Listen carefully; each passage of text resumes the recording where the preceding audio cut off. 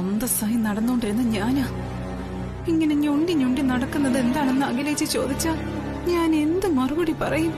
ശ്ശോ. അയ്യോ ദൈവമേ.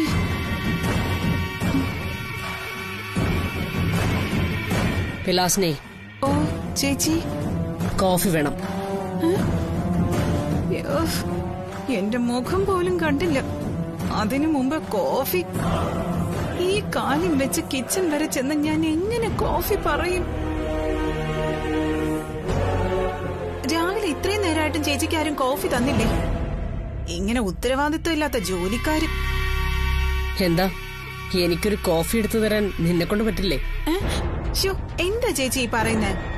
ചേച്ചിക്ക് എന്തെങ്കിലുമൊക്കെ ചെയ്തു തരുന്നതിൽ എനിക്ക് എന്ത് സന്തോഷാണെന്ന് അറിയോ? ഒരു കോഫിയല്ല 9 കോഫി ഞാൻ ചേച്ചിക്ക് കൊണ്ടുതരും. 9 കോഫിയൊന്നും വേണ്ട, എനിക്ക് ഒരു കോഫി മതി. ഇപ്പൊ തരാം.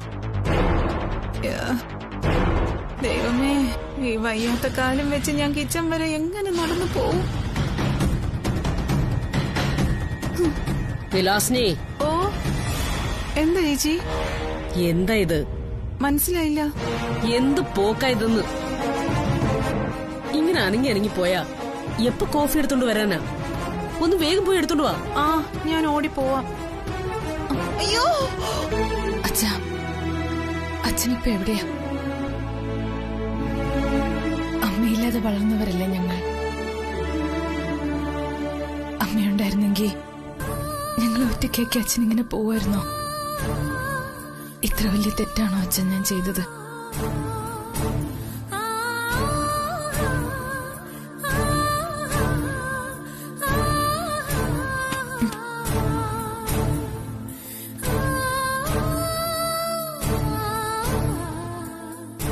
എന്റെ ദൈവം,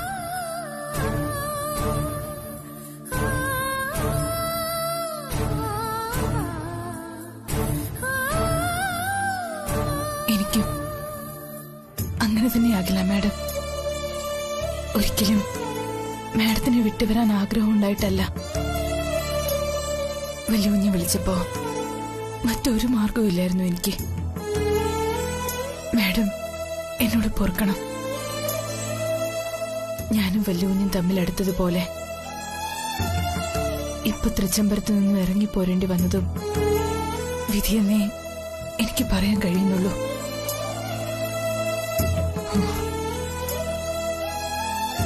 ചേച്ചി വാ, എനിക്ക് വിശക്കുന്നു.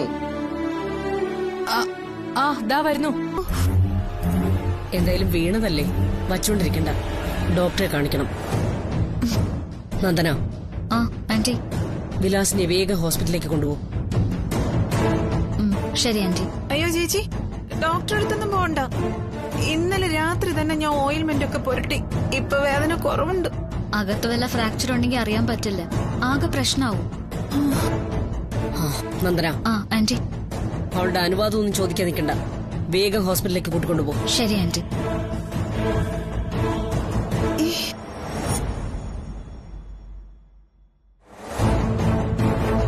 ആന്റി, ഹോസ്പിറ്റലിലേക്ക് പോണ്ടേ? അഖിലേച്ചി പറഞ്ഞതല്ലേ, പോവാം. പതുക്കെ.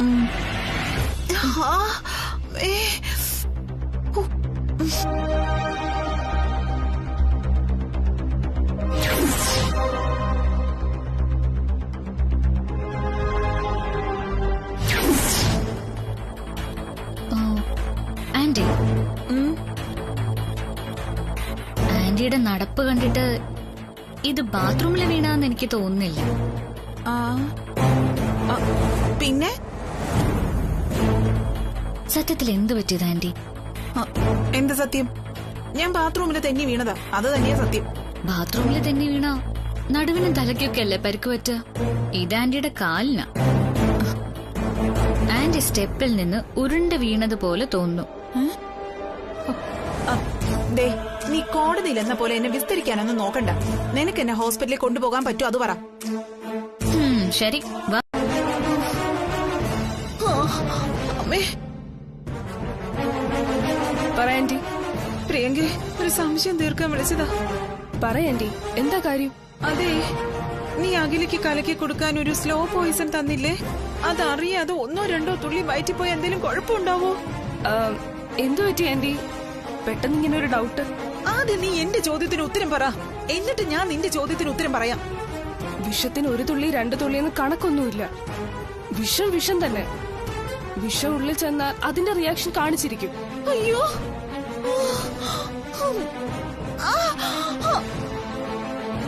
എന്റെ ഈശ്വര, ഞാനിനിയിപ്പൊ എന്ത് ചെയ്യും? എനിക്ക് എന്റെ സഹദേവേട്ടനെ മക്കളെയും കാണണം. അവനവൻ കുഴിച്ച കുഴികളിൽ അവനവൻ തന്നെ വീഴുമെന്ന് കേട്ടിട്ടേ ഉള്ളൂ. ഇപ്പൊ അത് സംഭവിച്ചു. അയ്യോ എന്റെ ഈശ്വര. ആന്റി, എന്താ സംഭവിച്ചതെന്നൊന്ന് പറയും. ഇനിയിപ്പൊ എന്ത് സംഭവിക്കാനാ പ്രിയങ്കെ? ഞാൻ അറിയാതെ തന്നെ ആത്മഹത്യാ ശ്രമം നടത്തിയ പോലെ ആയി. ആന്റി എന്തൊക്കെയാ പറയുന്നേ? അത് പ്രിയങ്കെ കുടിക്കാൻഡി.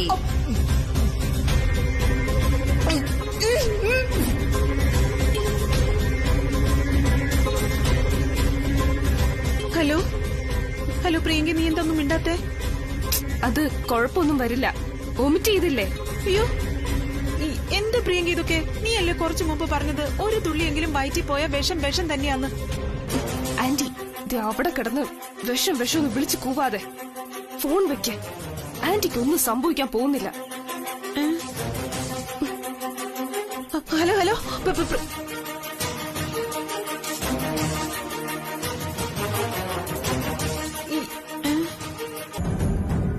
ഞാൻ പറയുന്നതൊന്ന് കേൾക്കാനുള്ള ക്ഷമയെങ്കിലും ചേച്ചി കാണിക്കണം.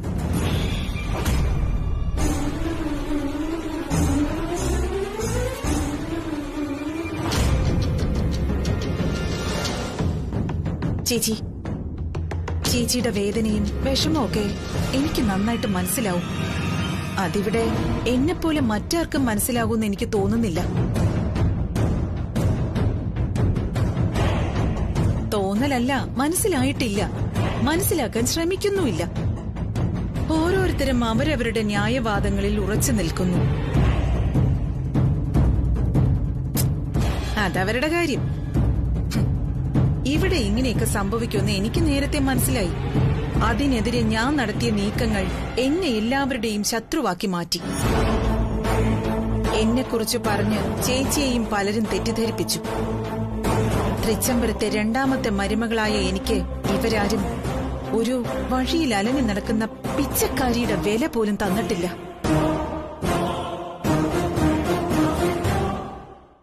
എന്നിട്ടും ഞാൻ ആരോടും ഒരു പരാതിയും പറഞ്ഞില്ല. എന്റെ പരാതികൾ ഞാൻ ചേച്ചിയോട് പറഞ്ഞിട്ടുണ്ട്.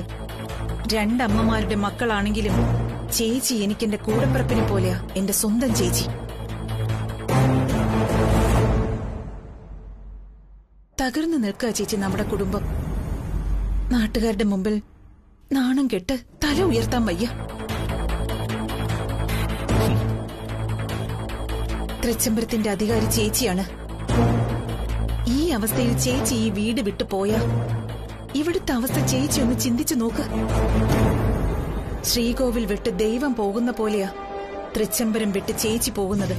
ദൈവമില്ലാത്ത അമ്പലത്തിൽ വിളക്ക് കത്തിച്ചിട്ട് എന്തെങ്കിലും കാര്യമുണ്ടോ? എന്റെ ഭർത്താവിനെയും മക്കളെയും വിട്ടാ ഞാനിവിടെ ചേച്ചിയോടൊപ്പം ജീവിക്കുന്നത്. എന്റെ ഭർത്താവ് വന്ന് ബലമായി എന്നെ ദുബായിലേക്ക് കൂട്ടിക്കൊണ്ടു പോയതാ. എനിക്കവിടെ ഒരു ടെൻഷനും ഇല്ലാതെ സുഖമായിട്ട് ജീവിക്കായിരുന്നു. എന്നിട്ടും ഞാൻ തൃച്ചംബരത്തേക്ക് തിരിച്ചു വന്നു. ഇത് എന്റെയും വീടാണെന്ന അർത്ഥത്തിൽ മാത്രമല്ല. എന്തൊക്കെ വഴക്ക് പറഞ്ഞാലും ചേച്ചിക്ക് എന്നോടുള്ള സ്നേഹത്തിന്റെ ആഴം എനിക്കറിയാം. ആ അടുക്കളക്കാരി പെണ്ണിനെ കുറിച്ച് ഞാൻ ഓരോ കുറ്റം പറയുമ്പോഴും എല്ലാവരും അവളോടൊപ്പം നിന്ന് എന്നെയും തോൽപ്പിച്ചില്ലേ ചേച്ചി? ഒടുവില് അവള് നമ്മുടെ ആനന്ദിനെയും തട്ടിക്കൊണ്ടുപോയി. ഇത് സംഭവിക്കാതിരിക്കാനാ ഞാൻ എന്റെ ജീവിതവും മറന്നിവിടെ നിന്നത്. അതൊക്കെ ചേച്ചി മനസ്സിലാക്കി വന്നപ്പോ വളരെ വൈകിപ്പോയി. നേരത്തെ നിങ്ങൾ ഓക്കെ പറഞ്ഞ ഈ പ്രോജക്റ്റ് ഞാൻ എങ്ങനെ എക്സിക്യൂട്ട് ചെയ്യാൻ പോകുന്നു, ഏതൊക്കെ സ്റ്റേജിൽ എത്രയൊക്കെ ഫണ്ട് വീതം വിനിയോഗിക്കേണ്ടി വരും, അത് ഞാൻ എങ്ങനെ യൂസ് ചെയ്യുന്നു, ഇതൊക്കെ സംബന്ധിക്കുന്ന വ്യക്തമായ ബഡ്ജറ്റ് ഡീറ്റെയിൽസ് ഈ ഫയലിലുണ്ട്. ഓ,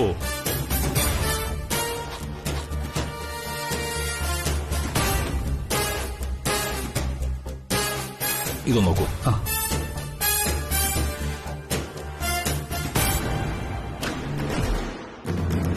yes, it is perfect and honest.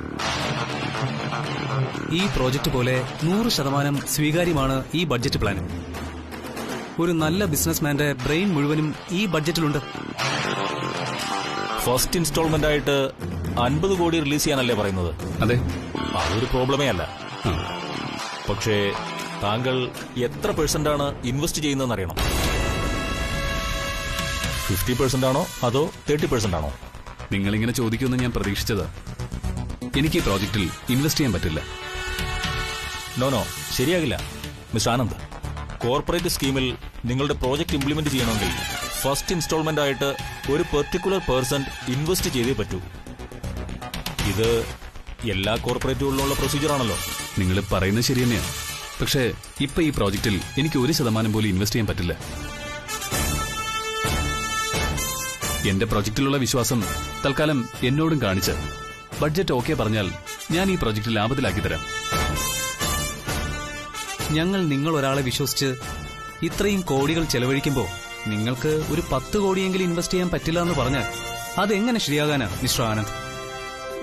ഇപ്പോ ഒരു വർക്കിംഗ് പാർട്ണറായിട്ട് മാത്രമേ എനിക്ക് ഈ പ്രോജക്റ്റിൽ നിൽക്കാൻ കഴിയൂ. വേറെ ഒരു ഫിനാൻഷ്യൽ കമ്മിറ്റ്മെന്റ് നൽകാൻ കഴിയില്ല. ഇത് ഓക്കെ ആണെങ്കിൽ ഈ പ്രോജക്റ്റ് നിങ്ങൾക്ക് എന്നെ വിശ്വസിച്ചേൽപ്പിക്കാം. ബിസിനസ്സിൽ വിശ്വാസം എന്ന് പറയുന്നത് വെറും വാക്കിൽ പോരാ, ഷുവർട്ടി വേണം.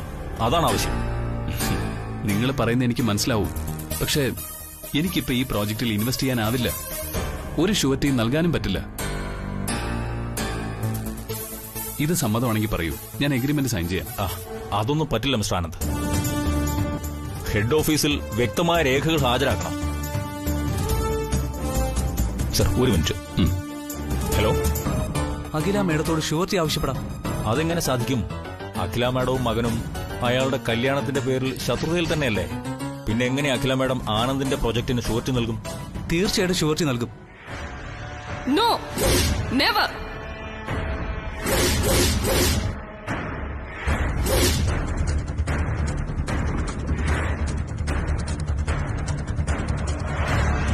തൃച്ചംബരത്തെ അഖിലാണ്ടേശ്വരി ഒരിക്കലും ഈ പ്രോജക്ടിന് ഷുവർട്ടി നൽകാൻ പോകുന്നില്ല. അയ്യോ സോറി, ഞാൻ പ്രിയങ്ക, നാഗമഠത്ത് പ്രിയങ്ക വർമ്മ, ആനന്ദ് ഗ്രൂപ്പ് ഓഫ് കമ്പനീസിന്റെ ബിസിനസ് എതിരാളി. എന്റെ കമ്പനിയുടെ പ്രതിനിധിയും ഇന്നലെ പ്രോജക്ട് സമർപ്പിക്കാൻ എത്തിയിരുന്നു. പക്ഷേ നിങ്ങൾ അംഗീകരിച്ചത് ആനന്ദിന്റെ പ്രോജക്റ്റ്. അല്ല മാഡം, നിങ്ങളിപ്പോ ഇവിടെ വന്ന് അഖില മാഡം ആനന്ദിന്റെ പ്രോജക്ടിന് ഷുവർട്ടി നൽകില്ലെന്ന് നിങ്ങൾ അറിയിച്ചതിന്റെ ഉദ്ദേശം എന്താണെന്നാ ഞങ്ങൾക്ക് മനസ്സിലാവാത്തത്. കുറച്ചുകൂടെ വ്യക്തമായി പറയുകയാണെങ്കിൽ, ഞാൻ നിങ്ങൾക്ക് ഗുണമുണ്ടാക്കുന്ന രീതിയിൽ നിങ്ങളുടെ സുഹൃത്തായിട്ടാണ് ഇവിടെ സംസാരിക്കുന്നത്. ആനന്ദും അമ്മ അഖിലാണ്ടേശ്വരിയുമായി ഇപ്പൊ രമ്യതയിലല്ല.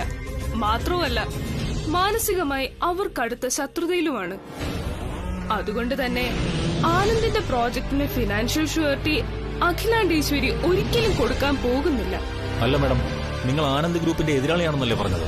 ആ സ്ഥിതിക്ക് നിങ്ങൾ പറയുന്നത് ഞങ്ങൾ എങ്ങനെ വിശ്വസിക്കും? നിങ്ങളുടെ സംശയങ്ങൾ ന്യായമാണ്. അപ്പോ ആ സംശയം തീർക്കാനുള്ള ഉത്തരവാദിത്വം എനിക്ക് തന്നെയാ. ഇപ്പൊ തന്നെ അഖിലാണ്ടേശ്വരിയെ നേരിട്ട് വിളിച്ച് ബോധ്യപ്പെടുത്താം. ഇവിടെയൊന്നും ആരുമില്ല. ആളും ബഹളവും ഒക്കെ ഒഴിഞ്ഞ തൃച്ചംബരം. ഇത് ഇങ്ങനെ കാണാനാ എനിക്കിഷ്ടം.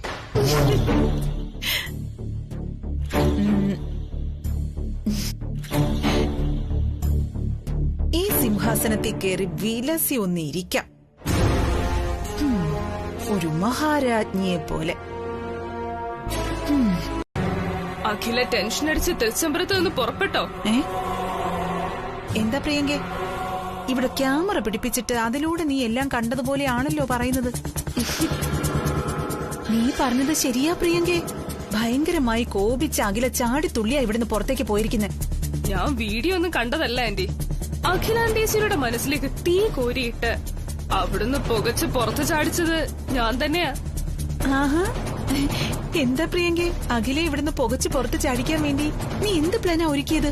അമ്മയും മകനും തമ്മിലുള്ള ശത്രുതയുടെ ആഴം കൂട്ടാൻ ഞാനൊരു വേല ചെയ്തു. ഇന്ന് അഖില കാരണം ആനന്ദ് മറ്റുള്ളവരുടെ മുമ്പിൽ നാണം കെട്ട് തല കുനിച്ചു നിൽക്കും. ഇത് കഴിയുമ്പോ അമ്മയും മകനും തമ്മിൽ പിന്നെ ജീവിതത്തിൽ ഒരിക്കലും ഒന്നിക്കില്ല. എന്താ നടന്നത്, എങ്ങനെയാ ഈ പ്ലാൻ ഒരുക്കിയതെന്നെല്ലാം വിശദീകരിച്ച് എന്നോട് പറ, എന്നാലല്ലേ ഞാൻ സന്തോഷിക്കുള്ളൂ. ആനന്ദ് ചെയ്യാൻ പോകുന്ന ഒരു ബിസിനസ് പ്രോജക്ടിന്റെ കാര്യം ആന്റി അറിഞ്ഞല്ലോ. ആ അറിഞ്ഞു. അതിന്റെ ഫൈനൽ ചർച്ച നടക്കുകയായിരുന്നു ഇവിടെ. ബിസിനസ്സിൽ വിശ്വാസം എന്ന് പറയുന്നത് വെറും വാക്കിൽ പോരാ, ഷുവർട്ടി വേണം. അതാണ് ആവശ്യം. നിങ്ങൾ പറയുന്നത് എനിക്ക് മനസ്സിലാവും. പക്ഷേ എനിക്കിപ്പോ ഈ പ്രോജക്റ്റിൽ ഇൻവെസ്റ്റ് ചെയ്യാനാവില്ല. ഒരു ഷുവർട്ടിയും നൽകാനും പറ്റില്ല. ഒരു കാര്യം ചെയ്യാം, അഖില മേഡത്തോട് ഷുവർട്ടി ആവശ്യപ്പെടാം. No, never. തൃച്ചംബരത്തെ അഖിലാണ്ടേശ്വരിയുടെ ഒരു നയാ പൈസ പോലും വേണ്ടെന്ന് പറഞ്ഞ് ATM കാർഡ് വരെ മുഖത്തേക്ക് എറിഞ്ഞിട്ട് പോയ ആനന്ദകൃഷ്ണൻ പുതിയ കരാർ ഒപ്പിടാൻ ആന്റിയുടെ ഷുവർട്ടിയാണ് കൊടുത്തിരിക്കുന്നത്. നമുക്ക് അവിടെ കാണാം. ശോ, നിന്നെ സമ്മതിച്ചിരിക്കുന്നു പ്രിയങ്കേ. അപ്പോ നീ അഖിലയെ സംഹാരതാണ്ഡവാടാൻ വിളിപ്പിച്ചിരിക്കയല്ലേ?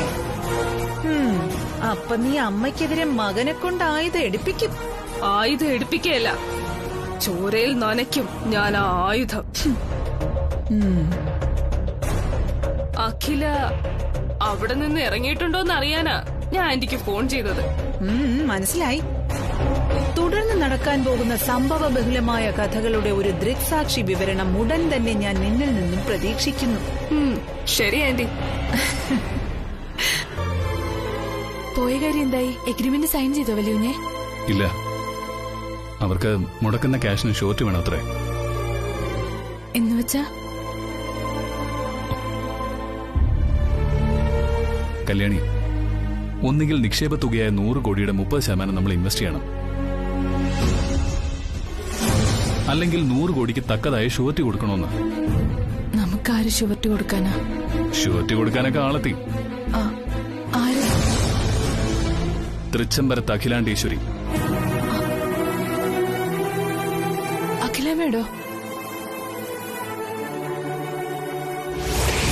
ആ പ്രിയങ്കയാണ് അഖിലാണ്ടേശ്വരി മാഡത്തിനെ ഫോൺ ചെയ്ത് വിളിച്ചു വരുത്തിയത്. ബിസിനസ്സിലുള്ള എന്റെ കഴിവിൽ വിശ്വാസമില്ലാതെ എന്റെ അമ്മയുടെ ഷുവർട്ടിയിൽ വിശ്വസിച്ച് നിങ്ങൾ എനിക്ക് തരുന്ന പ്രോജക്റ്റ് ഞാൻ സ്വീകരിക്കില്ല.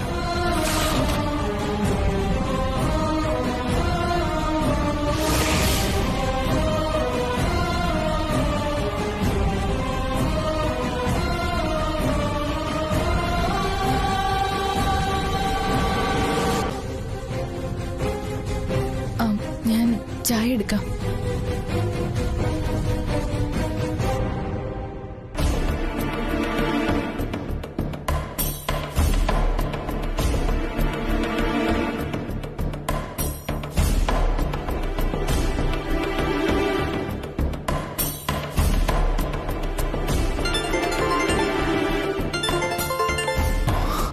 ആ സേജിയാണല്ലോ.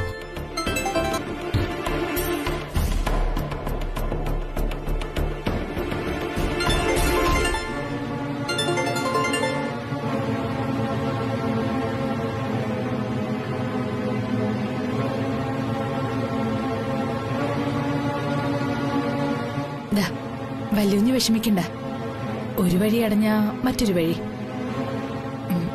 വല്യുഞ്ഞറിയാതെ ഞങ്ങളാ പേറ്റന്റിന്റെ സ്റ്റേ നീക്കും.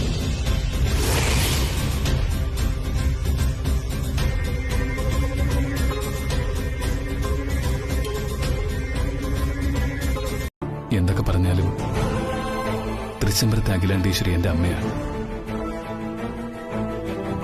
നിന്നെ സ്വന്തമാക്കാൻ വേണ്ടി ഞാൻ തോൽപ്പിച്ച എന്റെ അമ്മ.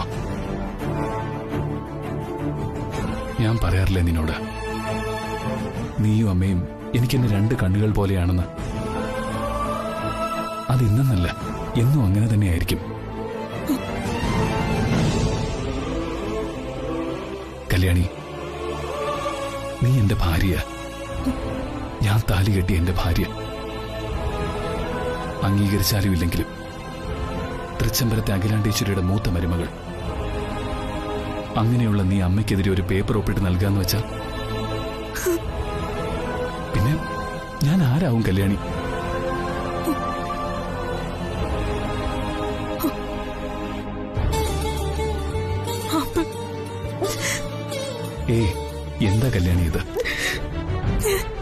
പെട്ടെന്നുണ്ടായ ഷോക്കിൽ സംഭവിച്ചു പോയത്. ആ സമയത്ത് അമ്മ മാത്രമായിരുന്നു മനസ്സിൽ. അറിയാതെ പറ്റുന്ന തെറ്റ് ദൈവങ്ങൾ പോലും ക്ഷമിക്കും. എന്റെ കല്യാണി എന്നോട്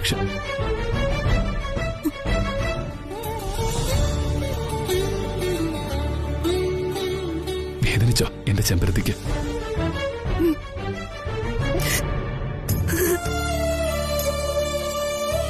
സാരമില്ല, പോട്ടെ.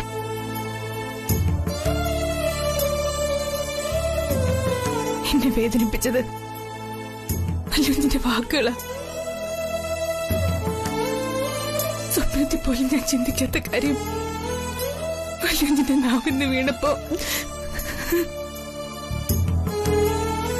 ഇത് ആദ്യത്തേതോ അവസാനത്തേതുവാ.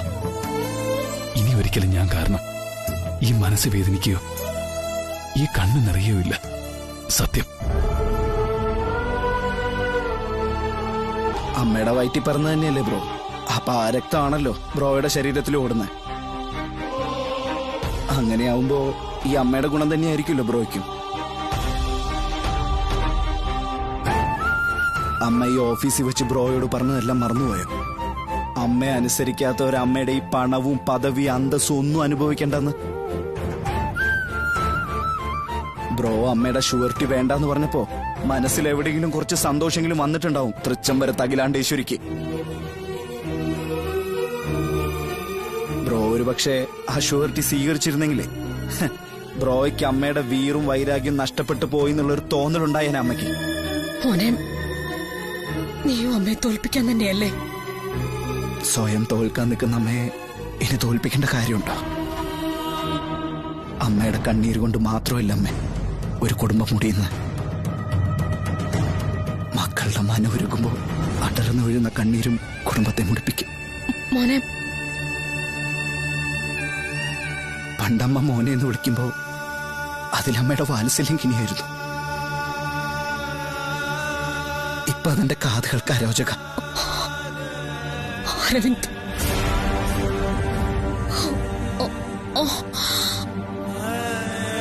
സോറി ബ്രോ, ഞാൻ മറ്റൊന്നും ഉദ്ദേശിച്ച് ചെയ്തതല്ല.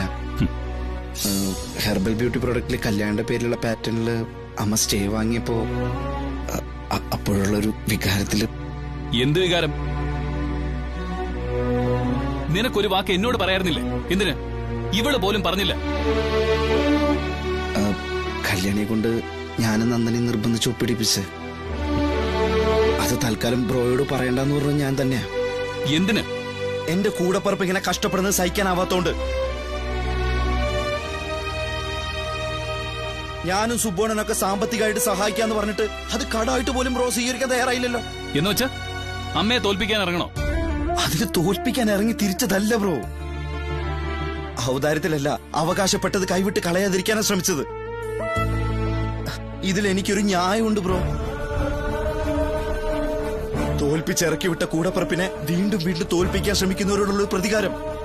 ആരെ തോൽപ്പിച്ചെന്നോടാ നീ പറയുന്നേ? അമ്മ എന്നെയോ? ഒരിക്കലുമല്ല. തോറ്റത് അമ്മയാ. മനഃപൂർവ്വം അല്ലെങ്കിലും തോൽപ്പിച്ചത് നമ്മളെല്ലാരും കൂടിയാണ്.